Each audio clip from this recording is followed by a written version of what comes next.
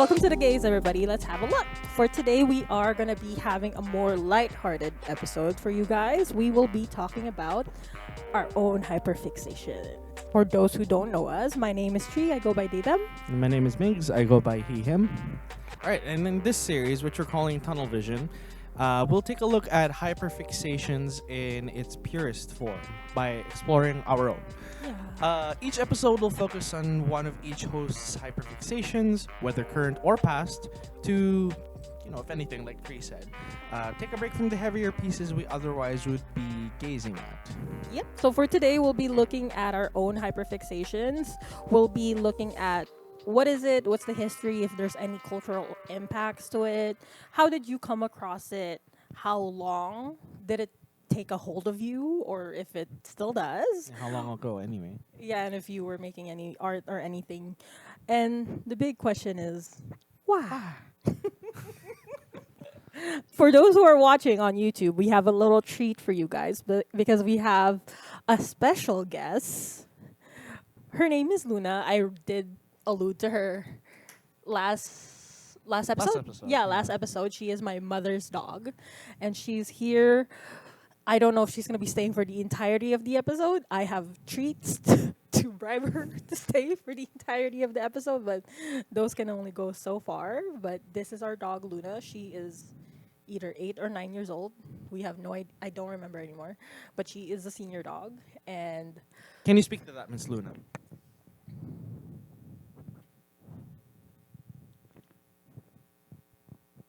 she's a quiet observer.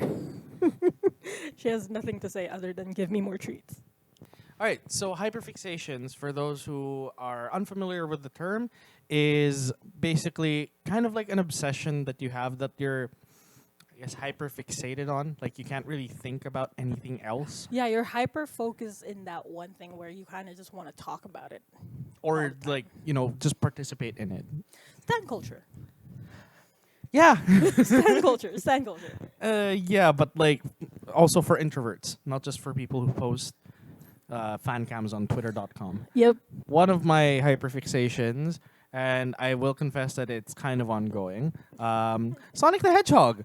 We'll get into my own personal experience with it later, but just as a background, Sonic the Hedgehog is the mascot for Sega back in the 90s when there was kind of like a mascot war that they got into with Nintendo. For those who are not watching, he is wearing them today. Yes, I am. So Sonic the Hedgehog, the first game was released in 1991, and like a big cultural impact, especially in the 90s for the Sonic franchise.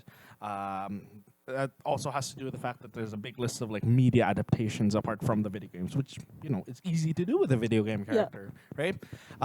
So for me, like at one point, he was even touted as being as popular or even more popular than like something like Mickey Mouse. Oh shit! Yeah, so big cultural impact, Big. especially in the 90s. Yeah, because there was a lot of like, especially TV shows on like American media. There was a Sonic OVA, the movie, various like comics even. There's at least 3 big published comic lines. By the early 2000s, like this was the era of like Sega stopping like their hardware console sales, right? Mm-hmm. So they went all like straight up just like software gaming, that kind of thing. And this is when they decided to also transition to 3D. Oh. It was a bit rough, to say the least. Like yeah, because when you say Sonic, I think of like the pixelated 2D platform game. Where side-scrolling, yeah. Yeah, it's 2D. But then, in early 2000s, even like late 90s, they started dabbling in like 3D platforming, 3D racing, 3D whatever. And the early 2000s, or like just the era 2000s in general, was kind of, it was a bit topsy-turvy. Like there were some hits, obviously, like the Sonic Adventure games are still like known to this day. Yeah. But then for the most part, it's like Sonic the Hedgehog 2006. That's it. And like other like, I don't want to say crappy, but like, you can say crappy. Kind of. It wasn't as well received. Again, the transition to 3D was rough. It wasn't as well received or as well developed as Mario. But yeah, it also doesn't help that there's a polarizing list of like additional characters, like more so than Mario's universe. Like there's a bunch, especially again considering like the amount of like other media that they produced for the series. Because like Mario is like what we have a couple movies, one or two TV shows. No, Sonic the Hedgehog has like minimum 5 adaptations on TV alone. Okay, just a premise. All of our hyperfixation, we don't know. So like, Yeah, whatever Tree will say will be a surprise to me, or like at least from what I haven't heard about Doctor Who on Tumblr. Yeah, and I expected as much because nobody else in my life was hyperfixated on Sonic like me. yeah, because when I first met Migs, sorry, his phone screensaver was like the 3 hedgehogs. I think it was Sonic and then the red one and then something else. I don't know. What do you mean from before? Apparently, he still has it. I've never heard of Sonic up until like I've heard of Sonic, but I haven't heard of it for like a very long time. So there's like a hint of like, oh, that's for like children type of deal. So when I saw Sonic, I'm just like, oh, I'm just like, that's interesting. And then I kept seeing it. I'm like, it was a pattern. I'm like, oh. Okay, Yeah. okay, to each his own, to each his own. That choices, decisions. So that was like that's my first introduction to Miguel about him. Like he really likes. Okay, I get it. Like I have my own things. I'm just like I'm not judging. I'm just like I just haven't seen a person that enthusiastic with Sonic. That's the word. Yeah, sure. Enthusiastic. So I was like, oh shit, they have a fandom, nice. But yeah, that was kind of like my first Impression? yeah, sure, not your first impression in you, but the first instance of the hyperfixation type of deal. How about Got that? it. Yeah. Yeah. Okay. Yeah. But that brings me on to like my next point. There was quite a big lull in the 2010s where the media. Well, there were no TV shows in the 2010s that they used for Sonic. What is it? The Archie comics were kind of a huge mess that eventually winded down near the end of the decade, and the games were. How can I put this? Kind of lackluster. Like there wasn't much like They weren't hitting. they weren't hitting. They really weren't hitting. Like, yeah, they had their fans, but it was all just Sonic fans. They weren't. It wasn't bringing anything. They So weren't it bringing wasn't any new bringing fans in in. new No, people and it into didn't the have like the games. same kind of like impact that it did in the '90s, where Sonic was kind of everywhere. I mean, they had McDonald's Happy Meal toys. Yeah, for God's because sake. like it's kind of like how do I describe Sonic? It's It's because it's their furries. no. I mean, partially. No, Partially. I kind of, in my head, it's kind of like circadians, like the insects. The the what? Oh, Cic- cicadas? yeah, the insects. Like you know, they're okay. There's certain. This is another fixation of mine. There's. I love animals. That's valid. Yeah. There are certain cicadas that go underground and they stay under there for like years and years, and then they'll pop up for Right. like I think it was either a day or a week, something fairly short, and Yeah. then they'll just wreak havoc and like they pop up for sexual maturity, so they go breed and stuff like that, and then they go under. They go back. They go back, and it's like 12 years. 12. It's like 12 and then 27 and then 12 and then 27. It's like a pattern. They're so fascinating, but Interesting. that's kind of like how I see Sonic in my head. They're like they pop up, wreak havoc, and then go underground for like years on end, and then they pop up Oh my word. again. That's I mean, it is the year of shadow, so rise up. But like in my head, that's how it kind of like is for me for Sonic, because like with Mario, Mario has like a Mario's game. perennial. Yeah, Mario has a game like every 2 years, like Mario Basically. Odyssey, Mario like Paper World, whatever the fuck it's called, and then there's Yeah. also like what is the card one? Mario Kart. Mario Kart. Okay. Yeah. So it was like it's not being pushed to the mainstream. Well, that and Mario is kind of a little bit more versatile, I will admit, because like Sonic is a platformer, yeah, like Mario, but it's all about going fast, and the only thing you can really make about that is the kart game.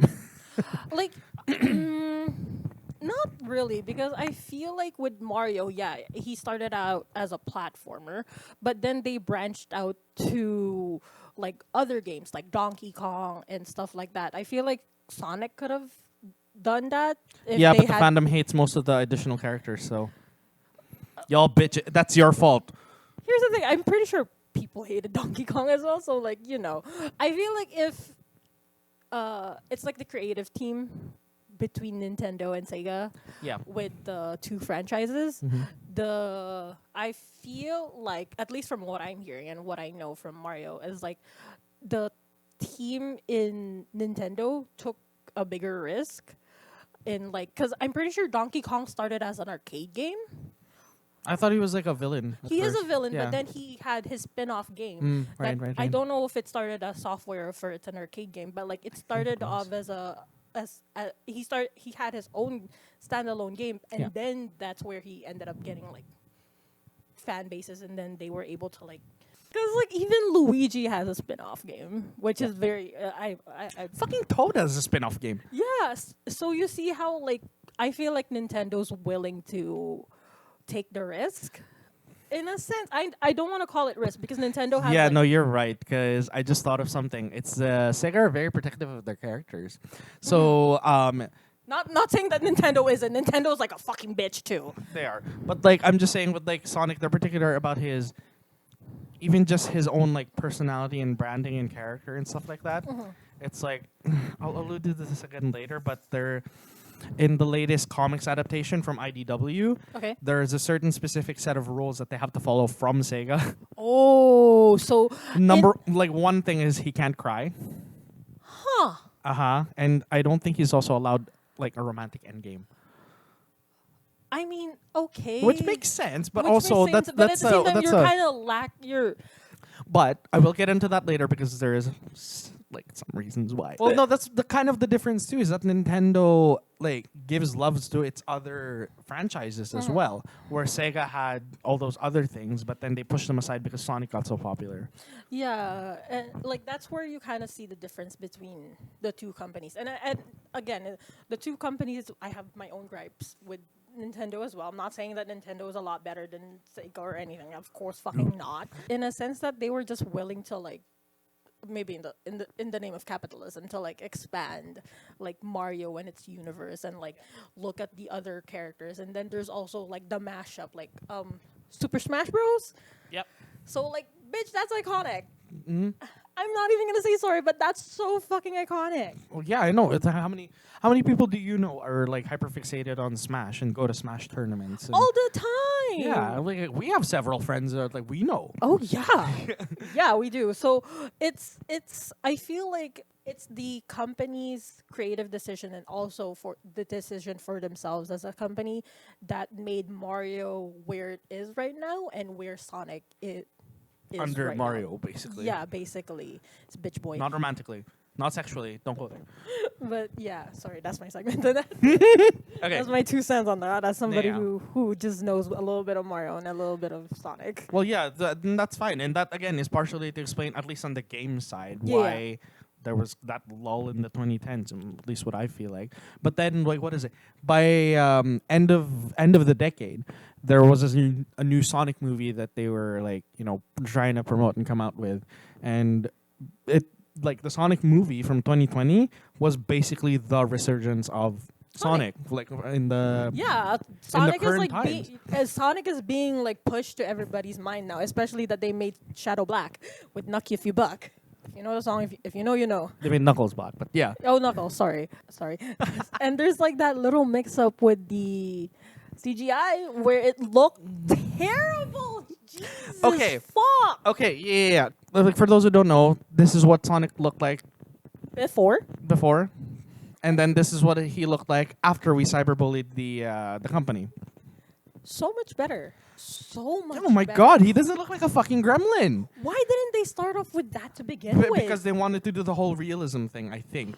That's another gripe that I have. We will speak about that in another episode. about but like, animation. Yeah, no, I have my gripes to that too. fuck. But like, holy shit. How are you gonna make realism in a hedgehog and it's blue? And like, who's anthropomorphic and like, that's not gonna work. That's not. Also, gonna he work. didn't look a lick realistic. I'm sorry. He didn't, because why does he have Timbuktu fucking in between his fucking eyes? I'm so confused. Why does he have human teeth? Why did he have human teeth? Is my question. That's Migs's sleep. That's my sleep paralysis There we demon. go. Yes. Jesus. Yeah, it That was was. nightmare fuel. It's good that we cyberbullied them Yeah. into like changing the damn thing. But also, I feel like that also helped the hype. I'm gonna Oh, say yeah. it definitely helped the hype. Oh yeah, no, the publicity. No matter what, people were like, "Oh, I want to see this now," because like, Yeah. especially people who weren't necessarily, I feel like, who weren't necessarily Sonic fans, but then they saw, but they're into CGI and like text models, not text models, 3D models and shit like that. Yeah. And it's like, you guys fucked this up so bad. Now let me see it. Yeah. And like, here's the thing: ever since then, they haven't put down the quality of the CGI. It's No, been they've- good. they've kept It's it. Yeah. been so. There's fucking been two good. movies, and it's been really good. It's been really good. It's one of the best one, I feel like, at least for CGI, in my opinion. Yeah. It's really well done. Yeah, well, and especially since they're integrated into a live action world too. Yeah. We as a fandom were like really unsure about that because the last time they tried to do, well, not live action, but the last time they tried to put humans in the same universe, oh boy. Here's the thing: is that like if we hadn't cyberbullied the creators into redesigning Sonic's design, I don't think Detective Pikachu would have turned out as good. To be honest, Yeah. yeah. To be honest, because it kind of put a precedent that like, yo, You we're can't gonna- do the whole realism like- thing. Not with these kinds of characters. not with these kinds of characters, not with these fan base, and not with social media. No. We will bully you to no To no avail end. unless To no you end. fucking stop this shit. Yeah. And like, yeah, and since then, like, the CGI has been good, and like, at least from the trailer, from the Shadow, no, From Sonic 3, yeah, Yeah. there's big hype for that one because again, Sonic or Shadow is like number 2 maybe. No, number 3 or something, or number 2 in terms of popularity. and then there's also the hurrah for the black nerds with Nuck With If You Knuckles. Buck. Yeah. With Knuckles and Nuck If You Buck, which was like that was like a thing on Black TikTok for like, I think, a day or two. They were just like all celebrating. Well, that's the thing is that like especially with Knuckles as a character, like he has been in fanon, like in fan headcanons, Yeah. he's always been, or like not always, but like for the most part, he's been Black-coded. Black coded, yeah, exactly. Like all of the humanized fan art that I see, or not all, but like most of the humanized fan art that doesn't keep him as a Japanese, like he's black with dreads because like he has fucking dreads. Look. I'll put a photo. I apologize for everybody who's listening on Spotify because you guys won't get the visuals. Watch us on YouTube. Yeah, but maybe watch this one particularly on YouTube. But I'll put a photo of Knuckles Yeah. in here.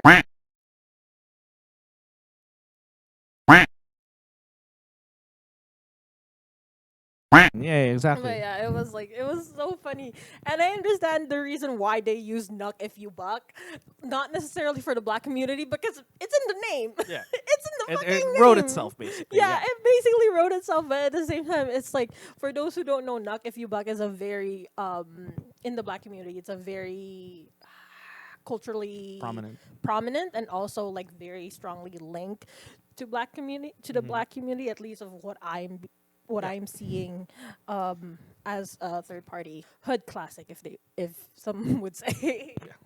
But yeah, so there was that. So that was like, It also is a good tie-in too, because like when they're promoting the first Sonic movie, they use Gangsta's Paradise, so I So, guess like- it also works. so yeah, it like, whoever is the creative team for these Sonic movies, keep up with the bullying because clearly it's fucking working. Clearly it's working with the animations and like the effects that we're getting. Looks phenomenal. The fucking songs that they're using looks great. So like, Yeah.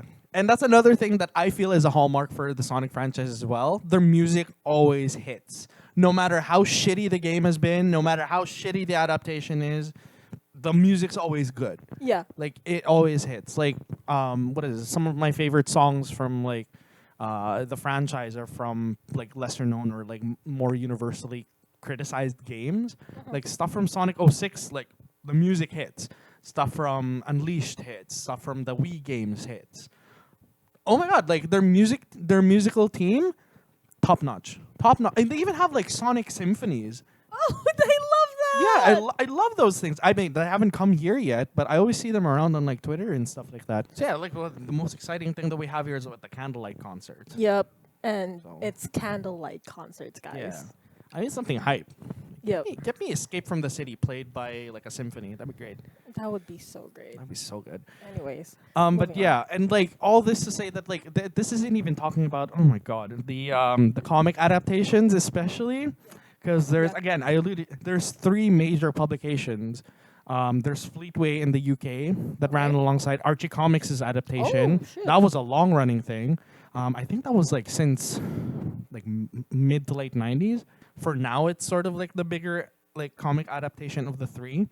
It was the longest running one and the most controversial. It pulled from several different. It pulled from the games, obviously, but it Yeah. also pulled from like American animated like Sonic shows because like they were the ones that were producing it at the time. So like stuff from Adventures of Sonic the Hedgehog or Saturday AM or Satam is what we call it in the fandom. Oh, okay. Like stuff like that. Sonic X. But yeah, Archie Comics was kind of the longest running one, and the deal kind of ended. I don't remember exactly what year, but it was sometime in like the mid to late 2010s. Okay. Oh, So it's before the Sonic movie, well before that. Oh, okay. It's Yeah. kind of like a unfortunate thing because then it would have really helped. Yeah, but also like I don't know. I think Sega were looking at the mess that was made, especially during like the 2000s with the whole Archie comics. Because I'll get into it in a second, but Shit. there was a whole lot of things that were going on that were like different writers and Yeah. different like especially like, the writers different like because like there were a lot of characters introduced especially through the Archie comics, and that was kind of like where the bulk of if you go to like a Sonic fandom wiki and you don't limit yourself to the games, you're gonna find like a million fucking pages of like just characters Oh shit. because there's a bunch of characters that they introduced in Archie. Oh, I see Yeah. what you're saying now that they can't really do what Mario did where they expanded because I see what you did. Yeah, all of the characters they introduced in the Archie comics, or for the most part, or the ones that they took from the American TV shows, Loki uncanon they're technically not canon to the games to the because game. that's sort of like the mainline, like canon What thing. Sega is like going off of. Effectively, yeah, it's like, it's its own kind of universe, kind of. Yeah, I understand what you're saying. Effectively, like in the same, yeah, in like a whole. It's like a bubbleverse. Huh? A bubbleverse. Kind of. I was gonna say multiverse because they do also like do a multiverse thing in the Archie comics. Oh, we're going. Oh, shit. Yeah, like there's this one panel where it's like they had like different like versions of Sonic, and one of them was Spider Sonic, obviously. And then they had even like they're called Zone Cops, so they basically make sure everything in the universes is like not interfering with each other. Oh. And when they're in the Prime universe, which is where the Archie comics are set, they're perpendicular because they're perpendicular to all of the universes. That's how they normally are. They have tech to write them up. Yes, they're very involved. But yeah, the Archie comics, whole thing, very messy, particularly in the early 2000s. That Sega didn't like. Well, that and like there were lawsuits. There were lawsuits, bro. For what? Oh, look up Image? Ken Pender. Like He was a writer for copyright infringement? that, and like just disputes because like Ken Penders is also a shitty person. Okay, never mind. I'll tell you more about it later if you want. But yeah, so after that whole debacle and that whole deal ended with Archie, they went to IDW, who publishes they're another major publishing house. I just don't remember off the top of my head what else they publish, but like they've got a pretty good like CV in terms of IDW? publishing. Yeah.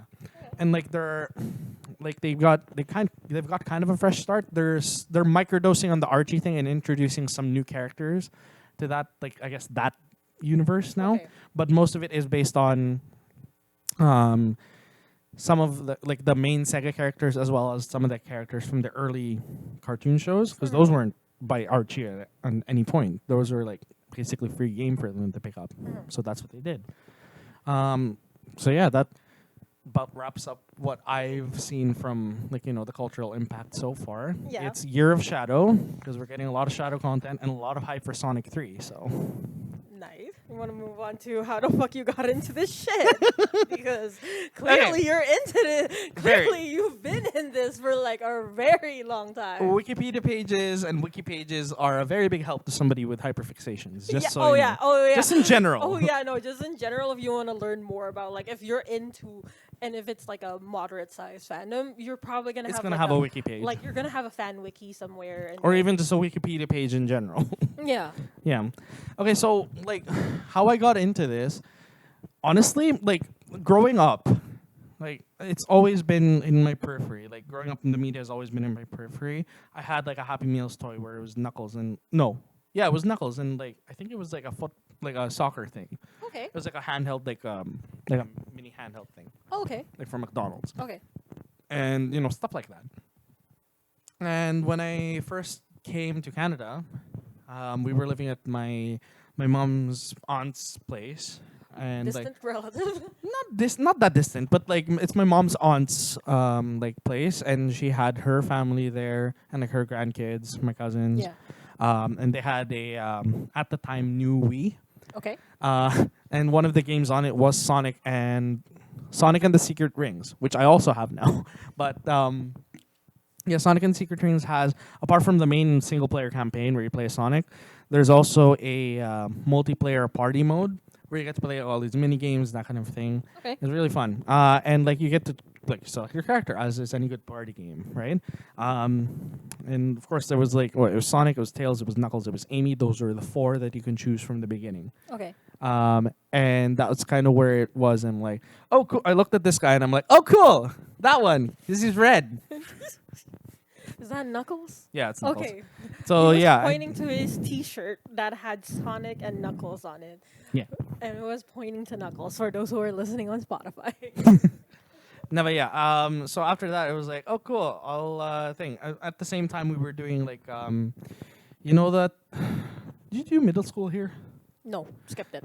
Okay, so in middle school, you had these things where you would go. It was called, I don't know what they call them now. I used to call them. Actually, I don't remember what they were called. I remember they were either called TAS or TAA, and we had to go to like another school to do it. Okay. For some reason. But like the one of the things I took was like some sort of like arts thing, and we were gonna make like the shrink the shrink art. Shrinkadinks. Yeah, whatever it is. Yeah, it's like where it's You draw an image on a thing and, And then then you it- bake yeah. it and it shrinks. Yeah, Shrinkadinks. Sure. No, that's what they're called, Shrinkadinks. Sure. I don't remember what they were called, so we'll just go with that. So yeah, I made one of like Knuckles. Like I took a picture online, traced the thing on the thing, made a shrink thing of him. Yeah. And I'm like, I'm hooked. Effectively. And then I started researching, and then I started doing all these things. And like growing like in high school especially with the advent of like me joining Tumblr. The Fair warning. PTSD in your face. Fair warning, all of these hyperfixation probably started on Tumblr. Yeah, because we're That's cesspool. yeah, we're that generation. Yep. But yeah, look, so especially with the advent of like going onto Tumblr and like spending time online, growing up online, I started looking into the fandom, and then like before long, by grade 12, after studying Hamlet, I'm like, I want to write fan fiction based on Hamlet and with Sonic the Hedgehog, and that's where I started my fan fiction writing career. It hasn't flourished, but Hamlet! well, yeah, I read it and I'm like, this is Shadow the Hedgehog. I've never heard. If y'all want links, I'll put them down below. I've never heard of somebody. I started fan fiction because of Hamlet. I'm sorry. Hey, at least it wasn't the Bible. People make fanfics of like stuff in the Bible. They do. I promise you. Ask me how I know. I don't want to. I don't want either, to. actually. I don't want to. So that's how you started out as a fanfic writer, and that's why I have an English minor. Jesus. Partially, because like what you get to practice your my creative writing anyway. I Okay. get to practice my creative writing. Like what more can you ask for? And like consuming fan art of like friends and like trying to do my own again hasn't flourished, even less so than my fanfic writing. Oh my god. Yeah. Oh my god. It's fine. No, because again, with the art side of it anyway, it's like I started with like like the humanized versions. They're called gijinkas if you're a real weeb. And I got, fairly decent at it. And then I started like, doing other things and then I gave up drawing altogether. I just let it go, honestly. It wasn't some big thing. Yeah. Yeah. And honestly, same thing with the fanfic writing as of right now. I mean, it took longer than the drawing did, but still. Yeah, so those are the fandom things that I do. And like I had like, headcanons that I like talked about. I made friends. Oh yeah, I made friends. Yeah, on Tumblr, on Twitter. Yeah, no, I made friends from all over the fucking world. Yeah. It's not connected to Doctor Who, but like because of Tumblr, yeah, it was. No, just fandom in general. So those are like the fandom things that I do. Why I stayed? Why? Why section? Listen, everybody's a furry. But that's for another episode. But no, I stayed because like I'm low key. I'm the kind of person to be like, I'm gonna do the underdog thing. Yeah, like, I'm gonna be okay. different.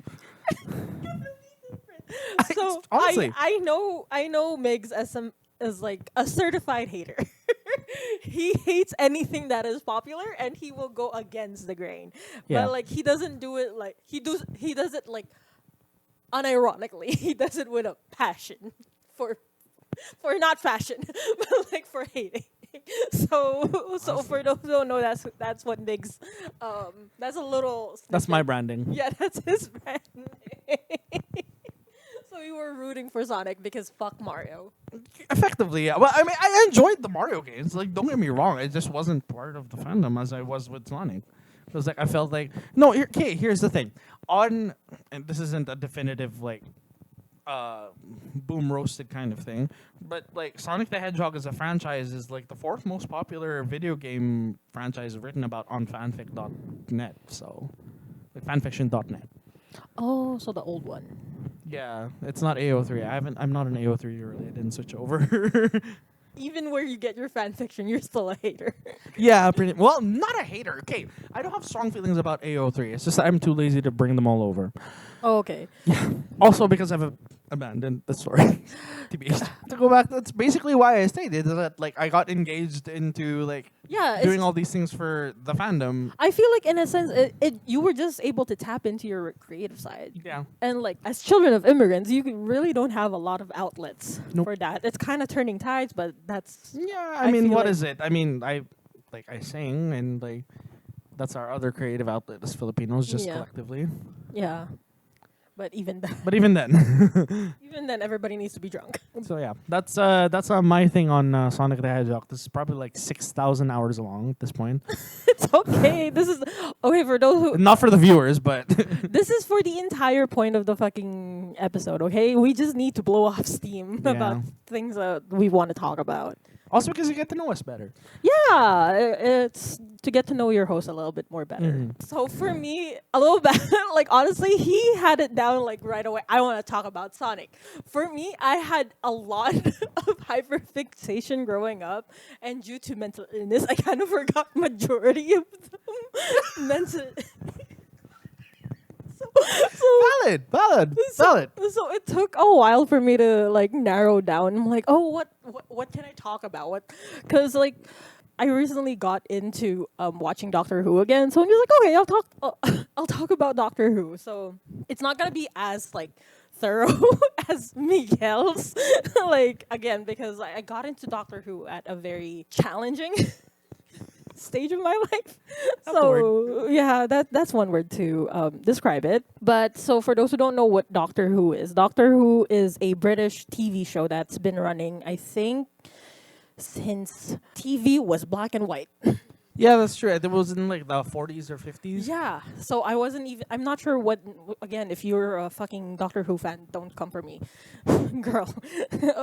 I've had many lifetimes since I got into this. Okay. But it's been ongoing for a very long time now. And I feel like partly one of the reasons why it was able to sustain itself for that long is like one of the quirks, I guess, quote unquote quirks that the character has. So the Doctor, that's how he's named. He's not actually Doctor Who. His name's the Doctor. He's an alien. He's a Time Lord. And Time Lords, when they die, they regenerate. Or when they're about close to death, they can regenerate. So like a phoenix. Basically, yeah. Yeah. But so some of them go very, very old. Like I think the current one right now, the last time I heard, he was like 600 years old. That's it. 600 to Okay. I don't know, 600 or 900, something along those lines, something stupid old. Do not Okay. go again. I got into this fandom at a challenging time of my mentally, and that was lifetimes ago. So please don't. So that's what, and like there's a cultural impact. I mean, you can see it would go down Tumblr. Look at Tumblr at like circa 2013, Circa 2013, 2012 like to 2015. yeah, the really. 2010. Pick one. There's gonna be a Doctor Who fan there somewhere, Oh, and they still are there. yeah, they're still there, and it's still ongoing to this point. I'm happy that now the current, because they change actors, right? The current actor right now is a black guy with blue hair and pronouns. So let's fucking So Doctor go. Who's now woke. Quote unquote woke. Quote-unquote Yeah, quote unquote woke. Doctor woke.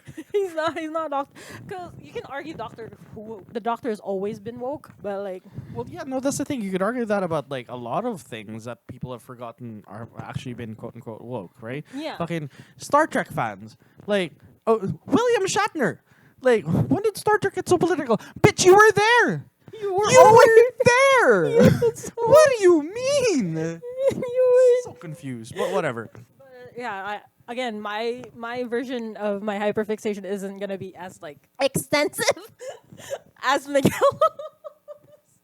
Because again, mine is like I dropped off of it and then I recently started it again, aka recently started watching Doctor Who again. I came across it on Tumblr as an Like from the like the very beginning of it. Yeah. Okay. yeah, so the first time I came across it was Tumblr. I was in my role playing. I role played, he wrote fan fiction.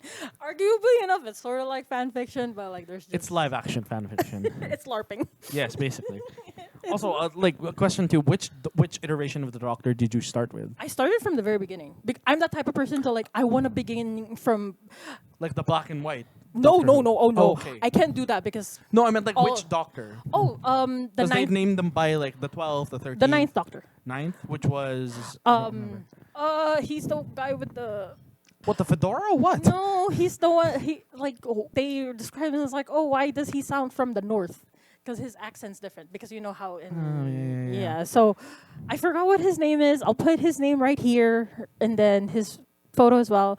So he was a very good, in my opinion, he was a very good doctor. I'm very sad that he left. He was only there for one season. Usually a doctor is 2 to 3 seasons. Okay. So his was very short. Was that just because of story or personal thing? Personal thing, he didn't agree with production on how they're treating the co-stars, and also so he took a stand. And So then he was woke. he was woke. Yeah, and then we got David Tennant, which is like one of the most Most popular ones. popular yeah. one and like most beloved. Honestly, I found Dave Tennant from there. I'm like, oh, he's a really good actor. And then we had Chin guy. What's his name? Matt Smith, I think. Yeah, Matt something. Yeah. And then we had Matt, and then we had the old guy, Peter. Because the funny thing is, before he got the role as Doctor, he actually was in Like a doctor? in an episode Oh, as one of the people who the Doctor interacted with before he became a doctor. interesting. He was like, So you could say, I guess the doctor was like, I like this person. I'm going to be him. in a sense, like in canon, that's what they kind of played That's what it. they kind of, yeah. played it as, but like, Kind of brilliant, if I'm being Right? honest. Yeah. right, and like that's the beauty that I kind of really did appreciate with Doctor Who is that you can bring different type of talents into the show, Yeah. and like you are gonna get pushed back because the first time they had a woman doctor, which was after Oh, Peter. real woke. She was a white woman, please. I didn't see her season. I left off with Peter, and then I was like, life. Yeah. So I didn't see her season, but I did hear some pushback, especially with like a previous doctor in the earlier days. I think he was the 3rd or 4th doctor or something like that. Okay. So one of the, like, the earlier One, like ones. the one. Okay, so that reminds me of that. I think it was Roger Moore when talking about like the new Bond. Like this is around the peak of when people were saying that the next Bond should be a black man, and like Roger Moore was like, "Oh, a non-English, like a non-British person should not be playing Bonder. Basically, that was the sentiment of it. It's like, shut up, Roger. You're like, what is it? There have been in the history of Bond. There have been like what, two or three. Don't quote me on that. Like a small handful of like actual British from not Scotland, not Ireland, not whatever. Yeah, they're eaters. Pierce Brosnan was Scottish. Is Scottish. Like, I don't know what you guys are fucking on about that. I know. But yeah, so I thought it was supposed to be the United Kingdom. that don't make sense. Okay. That don't make sense. Anyway, Brexit happened and y'all are off the continent anyway. Moving back to Doctor Who, moving into London again. So one of the doctors, he kind of took it back. He was first upset, and then he got the flack about it, and then he took it back. What did he say? It's not verbatim, but British boys just lost a very important quote. Well, role that's all model. y'all's fault for writing shitty British characters. They're having shitty British politicians. That's one. And the second thing is, like, again, we're in a patriarchal fucking society. Just look Where anywhere. are the role models for girls? The Queen doesn't count. She's like, well, she's dead now, but at the time she was like, what, 750 years old? Yeah, exactly, right? So he got a lot of flack about that. Like, Rightfully so. I'm happy, but then he said that. I'm just like, ew. I haven't seen, again, I just recently just came back into the, like, quote unquote, the fandom. So I didn't see what was the feedback with Nigui? I forgot how to say his name. I'm so sorry. I'm trying. Also, he's a fucking alien. Here's the thing, Can we right? chill? Like, we don't know if they have like 16 genders. That's the thing, right? Because it's kind of funny that they're kind of putting sexism in aliens as well. Why are we projecting? Why are we projecting? It's the same thing with like the same thing with like religion. Why did we assign God as a man? It's because y'all think men are the superior race. Ugh. That's why God is an omnipotent being. He can be a black woman if he wants to be. Bitch, look at like biblical accurate angels. I found those more interesting. Do those have an obvious gender? No. Like they just go by it. Do they even know well, they would know the concept of gender, but they'd be like, haha, man-made thing, shut up. I found Doctor Who when I was low-key, quote-unquote, lost. In a sense that, like, you don't really know what you're doing. You went to university knowing what you wanted to go into. No, I took 3 years before I did music. Oh, really? Yeah. I didn't know that. Yeah, I took 3 years before I took music, and then I did the 4 years, and then I did 2 years in hell education. Like, I didn't do any fandom thingies. I can't draw. I know I can't draw, so I don't try. I write, but like the most that I do the writing for is like role play. I don't know if that counts. And like, No, that's still a creative endeavor. It's just not publishing a work only to be read. It's like live action. You experience it. You like theater, but digital. But for introverts. Yeah. Very me. It's very me. Yeah, I didn't really do a lot of that. And even if I did write, it's like more of like OCs. Like the only thing that I really took when I would roleplay is just took the image and then the background is like completely like different.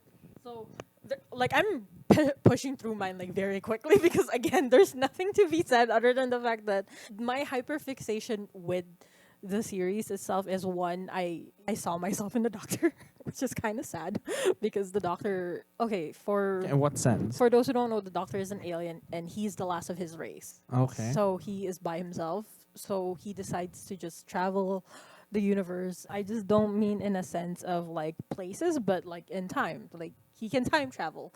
So his little police box is a bigger on the inside is what they say. The TARDIS. The TARDIS. Oh, you know. I don't know what people know. I was on Tumblr. How could I avoid it? For me, I always dive into like the why. I'm more interested in the why for anything. So why I was interested is, I guess, spoilers. I don't know. I don't care. Sure. He's a Time Lord who is the last of his race, and since he's the last, he just travels. And when he travels, it's not just places, but it also in like specific Time periods. Yeah. And he has his favorite. Of course, they have to write this, and his favorite is the planet Earth. You kind of have to put that in there somehow, right? Yeah. And at the same time, like, why is it Britain? But at the same time, like he just really likes fish and chips. Maybe he likes going to the pub. I don't know. He doesn't drink. Oh, well. At that time, I empathized with the Doctor because he was so lonely. I was also so lonely, as sad and as pathetic that sounds. I guess so. There's like the Low key, that was me kind of. That's why I liked how many characters there were in Sonic, because it's like, oh, I get to pick a new playmate every day. Yeah. Oh no, but Anyway, sorry, this is the Trauma Dump episode. Welcome. welcome. Welcome. Glad you could join. Also, I was really interested in the world building. One thing that can get me hooked in any series if you have good world building and you actively expand it and add more into the lore. And since this fucking franchise has been happening for like forever now, there's a lot to it. Side note, define good world building. There's one end of the spectrum, and then you have Tolkien. Harry Potter isn't good world building. I wasn't gonna say that, but like we have on the spectrum on one end of the spectrum, whatever, and then we have the Lord of the Rings. Okay. And that whole universe. I've read through like the trilogy. I haven't read or watched the movie. Okay, I've read through the trilogy, and in the last book, at least the edition that my parents have, in The Return of the King, there's an entire anecdotal or like additional like supplemental information just about the universe. Yeah, Tolkien's like a Tolkien's a fucking like maniac when it comes to like world no, building. he's like and as somebody who studies linguists, I fucking love Tolkien. Yeah, no, he's great for that. He created his own language, like yeah, quote unquote language. It's not a true language because there's Well, it's a made up language. because some people are saying just like, oh yeah, this is a language, but like Well, only because it's been legitimized through like lessons and stuff like it's not legitimate, is what I'm saying. that. Right. Well, because like, what are your parameters for legitimate for? It's not just me. It's like No, I know, but like, what are the parameters? As somebody who doesn't. Okay, so the parameters. We're going on a tangent. This is also a hyperfixation of mine. So We're getting two for the price of one today. I am a little shoddy on this. Never, don't quote me. One of them is there needs to be a number of people who is actively using it. There needs to be growth within the language itself. What is growth? Growth is like coming up with new words, slang. You can't make up slang with Klingon or Tokish. Is that the No, language? it's just like that's several languages that he made up. Yeah, Yeah. and like it needs to be organic in a sense that it's like you can't do that with these made up languages. That's why Yeah. it's not Unless like, you're a real nerd. yeah, unless you're a real nerd, then yeah, but it needs to have Don't hit us up, please. for the love of God, no. And I'm agnostic.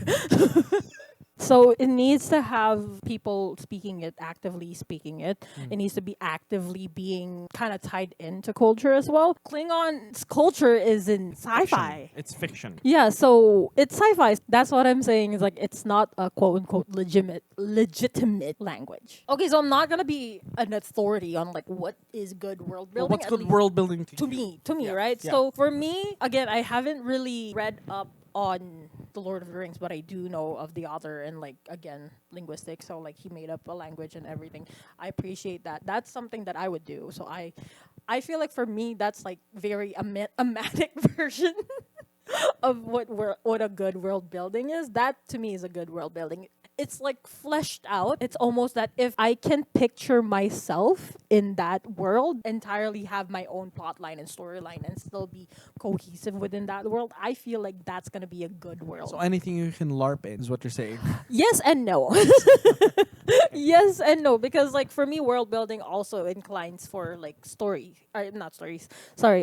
characters. If good characters are written as well. And when I say characters, I just don't mean the main character, because in Doctor Who, the Doctor has Sidekicks, effectively. sure, I didn't want to say sidekicks, but essentially they are. Since the Doctor is always being played as a man, the sidekick would be a woman, and there's also the plot of like, Romantic subplot. yeah, can he actually have some? At least for this reboot, they did give the Doctor a love interest with Rose Tyler. That's one of the first sidekicks that he's had from this one. Rose Tyler plays a very big part with the franchise and like Okay. the Doctor being romantically linked with somebody. For me personally, I'm always I don't know what it is with me, but I'm not a big fan of romantic plot lines. Again, for me, I got into Doctor Who because I like how expansive their writing is, and I like how flexible the writing can be. Yeah. For me, sometimes what I see with other writers is they kind of just throw the romantic plot line just to give like some stake to the situation, and I'm like, I don't think that's good writing. No, it's a cop out. Yeah. It's definitely a cop out, especially if it's not sort of in the nature of either the Of the- genre or the character Yeah. or whatever. Yeah. for the doctor, since he essentially can't die. He can never grow old because he'll just regenerate, and like falling in love with a human is like a big no-no, and that like they toyed with that notion for like a very long time up And until that's like a big like plot point for Doctor.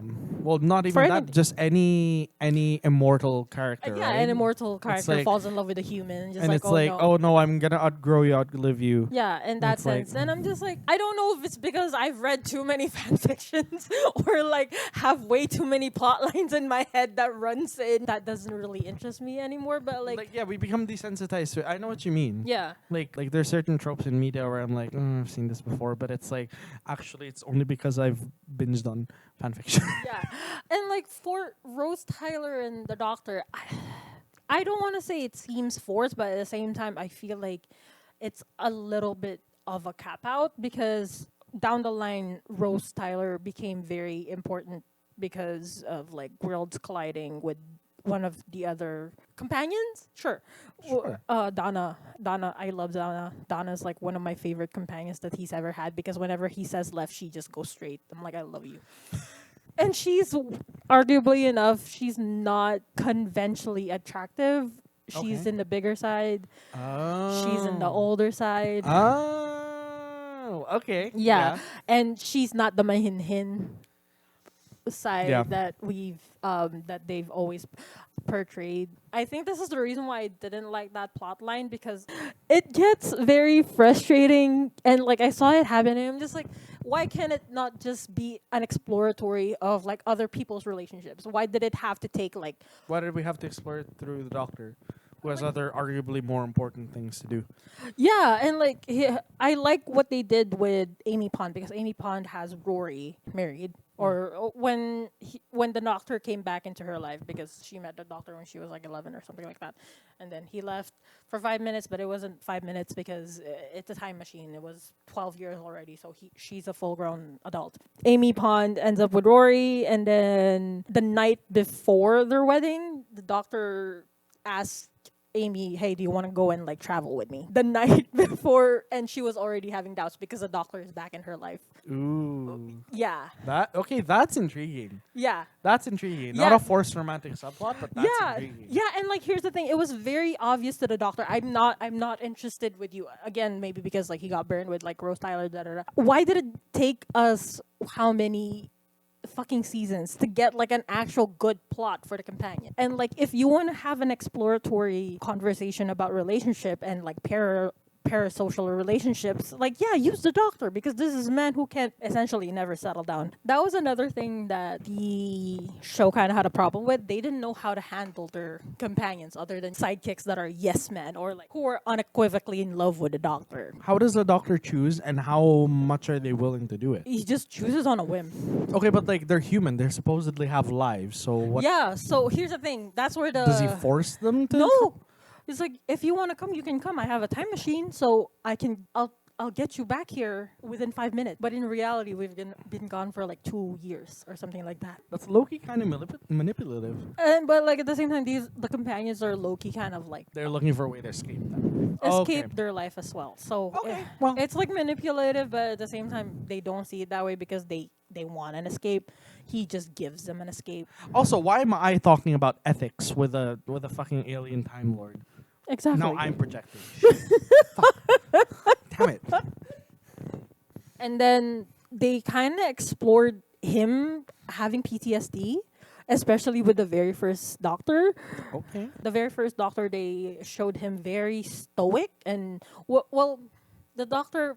Well, it's British, stiff upper lip. What are you No, gonna no, do? no. The Doctor presents himself as somebody who's like aloof, who's somebody very easygoing, Yeah. but in reality, he's already like 10 steps ahead of you. Yeah, he knows what he did, and he's trying to cover it up for himself. Well, no, it's not like he knows what he did, but like he knows where you're going, where your mindset is going, just because of all the experiences that he's had with his life, and all of that things. So he comes off as aloof when in reality he already kind of knows what's gonna be happening, or like he has a way out already. But when it comes to punishment, like punishing the evildoer, because essentially it's a fucking superhero movie. It's the blueprint, Yeah, right? yeah. So when it comes to punishment, that's what the companions are there for, is they put humanity back into the doctor. They still let the doctor do whatever because, like, again, they're just there, right? I don't like the shadow proclamation. He does all this shit. Apparently, the shadow proclamation is like the police of the space. I'm like, I don't. Oh, so it's like the Zone Cops in Archie comics. Yeah, Okay. yeah, essentially.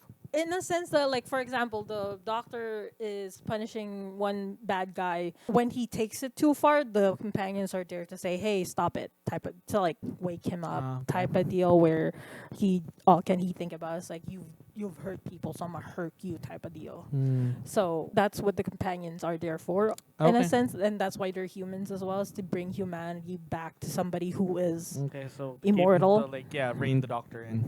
yeah. They cover that with the doctor, and also like they did starting with David Tennant up until to now. The doctor kind of has like this one grand speech of how he went through war and how I will never go through war again.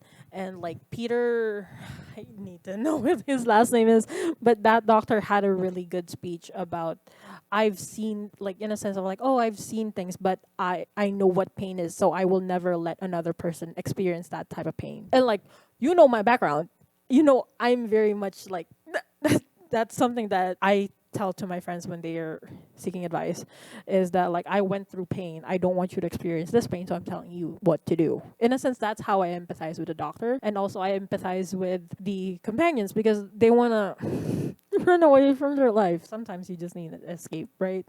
You just want to go and see like fucking planets made with crystals and like the earth burning up because the sun is kabooing. That's kind of what hyperfixations are for a lot of people. It's Yeah, it's an escape. And especially if you're a creative, it's something that you have control over. Yeah, and lets you have your own little world. That's another thing that I liked about Doctor Who is there's no one avenue technically that you can take. Again, one season isn't going to be necessarily the same as the next season because there's going to be entirely a different cast. At some point, they had an entirely different like set as well. Like the Doctor had a new TARDIS. It's regenerating its own self in a sense that That's pretty gives cool, actually. to that think gives about. the show its own life. Yeah. Right? That's And, why like, each season and each Doctor, its Yeah. own arc. Yeah. its own arc, and it's like each actor is gonna play the Doctor differently, so you're gonna get like a different facet of the same character, right? And makes Yeah. it more enjoyable for everybody. That's why I enjoy it. And I'm sure a lot of people enjoy it Yeah. a similar kind of way. Yeah. So another concept that the Doctor has, or that I really enjoy, or at least that I, especially now with this day and age, the Doctor has a fascination with people in a sense that like he sees them as a good thing and not a bad thing. I'm like, Okay, so like the putting a hopeful spin onto like the humanity. in multiple instances where he was like, because you're humans, that's just what you do and that's what makes you great. And I'm just like, oh my god, It's so cute. that's so cute. And like Yeah. you can't really say that about humans. Not all the time, and like most people don't. Yeah. Like most people are like, "This is humanity, boo." Yeah. And And it's like, for somebody to come along and be like, "Oh, Again- this is humanity. This is what makes us us." also as in at least in that sense as an alien, so a third party looking in, and like, yeah, you guys are bad, but at the same time look at what you guys do. What you guys have achieved. Look Yeah. at what you've achieved. And like it's just the rejoicing and like Celebrating of celebrating humanity. Yeah. Yeah, and it's like again, that's something that you don't see on a regular basis. But like with him, he's like, yeah, I love humans because you guys do this, Yeah. and he's so blatantly about it when he Yeah. interacts with humans, or like if they're in outer space and there's this like spaceship of humans that are stuck because they got a signal and were curious about it, so they went and looked for it, but like they got stuck somehow, and they were like, who else would do that other than human? Again, it's like their celebration of humanity and curiosity, and like that's something that I appreciate. And again, Yeah, and that's not very common. That's not very common. It's not very cultivated in a lot of media. Yeah, 'Cause right. it's like it's all the pessimistic view that like Oh, everyone's gonna end. We're all gonna die. We're- Zombie apocalypse. we're the problem. 2012. Well, no, the eco-fascist rhetoric of like when the pandemic, when emissions went down after everybody was like locked down. Oh yeah, when It's like, the oh, humans are the virus, and it's like, shut the fuck up. like humans are the virus, but at the same time, we won't have the city of Venice without humans. No, we wouldn't have art and music without humans. In a sense that like he reminds me to be human. An alien reminds me how good it is to be human sometimes. Yeah. Because it's so easy to just say that yeah, humans are bad, because it's so easy to just be pessimistic, but it takes a lot hell of a lot more energy to be like optimistic about something. Yeah, and to celebrate it and to want it to survive. And that's the thing that I really appreciate as somebody who's been depressed, who's if you're my therapist, I'm not suicidal. Everybody else, yeah. And it's like as somebody, it's a good feeling, or like it's a good like reminder just to say hey, it's okay to live one more day. Yeah. You know, it's It's not all bad. yeah. Yeah. So the reason why I came back to rewatching and binging Doctor Who was TikTok. I kept seeing this soundbite and also this edit. There's two people talking. So there's this one guy saying, the doctor saying, "Oh, who is this?" The other person says, "Nobody important." And then the doctor was like, "Wow, blimey, my entire 900, however old he is, I've never met a person who isn't important." I'm just like, it just put, at least for me, puts it in perspective that like every person is gonna be important to somebody. Yeah. And like sometimes people need a reminder of that, either for themselves or for people in their life. Or for people in general. Yeah, and people in general. Yeah. So I was like, I'm just like, I should rewatch Doctor Who because then it just all came flooding in everything what I just said about like how I like the story and how at least I digest the storylines that they put out there. To be honest, me with the Sonic movie. Really? Kinda, yeah. Aww. Because like what was it? It was like I had my doubts at the beginning of it because it's like, oh, it's this new universe. It's gonna be a road trip movie, and I'm like, oh god, they're gonna strafe and they're gonna put another fucking thing in it. But then it turned out to be really enjoyable, and like that's like for me that was the beauty of like the whole thing with Sonic is that like it's not just Mario has to save Princess Peach again. Yeah, It's what they like- did with the Mario movie. Yeah, effectively. Well, no, because it's like, yeah, there's so many ways that you can spin the plot for Sonic that, like, I mean, the premise is all the same. Dr. Eggman wants to rule the world, yada, yada, yada. And then Sonic stops him. But there's so many different ways to go about it. And, Yeah, there's so many different avenues to get to point. yeah, exactly. And, like, I get what you're saying with, like, the whole, like, with Doctor Who. It's like, Yeah. it's a reimagining every time. But Yeah. every adaptation has been a reimagining of the universe. like, Yeah. even for Sonic. Yeah. It was like, what is it? There was one where Sonic Underground, where he was one of triplets born to a queen Oh, that was okay. ousted. Yeah, and then there was the Archie comics where he's like he's a freedom fighter fighting against Robotnik in some political war. But yeah, there's like so many different avenues for each adaptation to go through, and that's kind of what I appreciate with from Sonic, and like I guess for Doctor Who as well. Yeah, and like with all of my fixations, it's that I really did appreciate. It's like a different reimagining of what the world that we are in. And like and like everybody knows a hyperfixation, whatever you stand, whatever you obsess over, it's because you use it to escape the current life that you are in. Yeah. You just want to have a break. But I feel like for people, they enjoy the macro of like, I want to escape. For me, I enjoy the micro of like characters and like storylines and like, Yeah, and tidbits you could take back with you yeah, and like, when you yeah, story arches. I like seeing characters grow. yeah. Like with Martha Jones, she outgrew the doctor, ended up being an actual surgeon and being she worked for the government, so like And she there's that. well, And can't she- have it all, but yeah. like she She had moved on. development and like had some actualization. Yeah, like that's what I appreciate with the stories that I at least what I've seen is like the stories that I gravitate towards is like it's not like yeah the macro world is fine and dandy and stuff like that, but for me I appreciated like the side characters growth, the main characters like story arcs and Yeah. like that's for me that's what I like about the story. Yeah, you're gonna see in all of my hyperfixation. It's if it's like fandom based, that's what I'm always like attached to is Yeah.